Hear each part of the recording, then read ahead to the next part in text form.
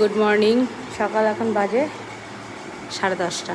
আর আমার বাবু ওইদিকে মানে স্কুলে যাওয়ার জন্য ব্যস্ত হয়ে পড়েছে। এক একদিন তো স্কুলে যাওয়ার জন্য মানে না যাওয়ার জন্য কান্না করে। আর এখন হ্যাঁ হ্যাঁ সকালবেলা থেকে ব্যস্ত। আর যেদিন যেদিন ইচ্ছে করে ও সকাল সকাল ব্যস্ত হয়ে পড়ে। এখন টাইম হয়নি তাও ও বলছে ব্যস্ত। এখন এক্ষুনি যাবে ও। কেমন বিরক্তি করছে। হয়েছে কি রেডি? ভালো লাগছে না, সোফায় গিয়ে শুয়ে রয়েছে, বিরক্তি লাগছে। আজকে যে সকালবেলা তোমার দাদাভাই ছাতুর শরবত হেলদি ড্রিঙ্ক খেয়ে যাচ্ছে অফিসে। আর আমি এদিকে কি বানিয়েছি, এদিকে ওটসের চিল্লা বানিয়েছি। এদিকে ওটসের চিল্লা বানিয়েছি, এটা আমার ব্রেকফাস্ট। তো এখন একটু হেলদি ব্রেকফাস্ট খাওয়ার চেষ্টা করি। যাই হোক, এখানে আমি ওটস দিয়েছি আর একটু সুজি নিয়েছি আর সমস্ত রকম ভেজিটেবল আছে।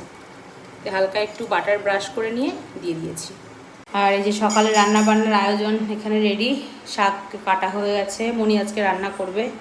এদিকে মোচা ঘন্ট হবে হয়তো, মোচার কোপ্তা হবে, মোচা ভাপ দিয়ে নিয়েছে।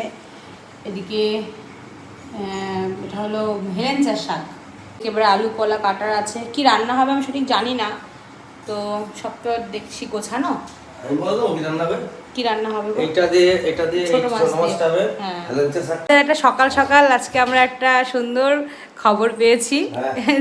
যেটা একটা সুখবর পেয়েছি সকালবেলা, খুব ভালো লাগলো। আমার মানে বড় জেঠার ছোট ছেলের আবার দ্বিতীয় সন্তান হয়েছে। পুত্র সন্তান হয়েছে। ভগবানের কাছে প্রার্থনা করি হ্যাঁ, ভালো হোক, সুস্থ থাকুক। খুব ভালো খবর, সকাল সকাল একটা ভালো গুড নিউজ পেয়ে গেলাম।